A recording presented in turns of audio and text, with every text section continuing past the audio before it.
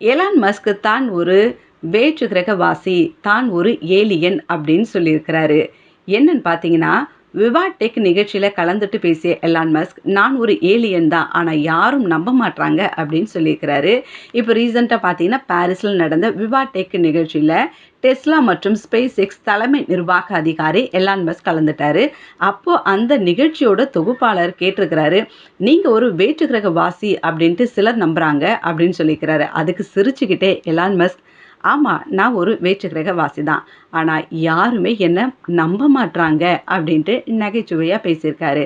அப்ப மேலும் இது குறித்து அவர் பேசியிருக்கிறாரு. என்னன்னு பார்த்தீங்கன்னா, எப்போதாவது வேற்று கிரகவாசிகள் இருப்பதற்கான ஆதாரம் எனக்கு கிடைச்சதுன்னா, அத உடனே எக்ஸ் தளத்துல பதிவிடுவேன் அப்படின்ட்டு சொல்லியிருக்கிறாரு. இதனை அடுத்து தொகுப்பாளரின் கேள்விகளுக்கு விளக்கமா பேசிய அவர், "நான் ஒரு வேற்று கிரகவாசி தான். இத சொல்லிட்டே தான் வரேன். ஆனா யாருமே என்ன நம்ப மாட்றாங்க. ஏலியன்கள் பூமியில் இருப்பதா நினைக்கிறீங்களா?" அப்படின்ட்டு மக்கள் என்கிட்ட கேட்டுட்டு இருக்கிறாங்க. இதுவரைக்கும் வேற்று கிரகவாசிகள் இருப்பதற்கான எந்த ஆதாரத்தையும் நான் பார்க்கல. ஆதாரம் கிடைச்சா அது எக்ஸ் தளத்துல கண்டிப்பா வெளியிடுவேன். மனிதர்கள் பல கிரகங்கள வாழணும் அப்படின்றது தான் ஸ்பேஸ் எக்ஸின் நீண்ட கால இலக்கு.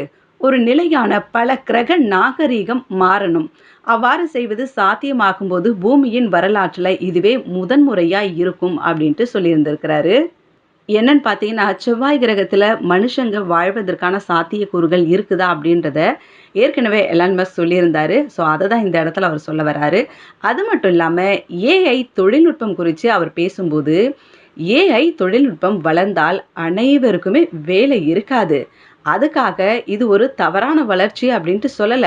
நீங்க ஒரு வேலைய பொழுதுபோக்காகவும், அன்போடையும் செய்வீங்க. ஆனா ஏஐ தொழில்நுட்பம் அப்படி இல்ல. அது சேவையாக தான் செய்யும் அப்படின்ட்டு சொல்லியிருக்கிறாரு. அது ஒண்ணும் இல்லைங்க. கொஞ்சம் வருஷத்துக்கு முன்னாடி மலேசியாவுல ஒரு விமானம் காணாமல் போச்சு அப்படின்ட்டு செய்தி வந்துச்சு பார்த்தீங்களா? அது கடைசி வரைக்கும் என்ன ஆச்சு அப்படின்ட்டு கண்டுபிடிக்கவே முடியல.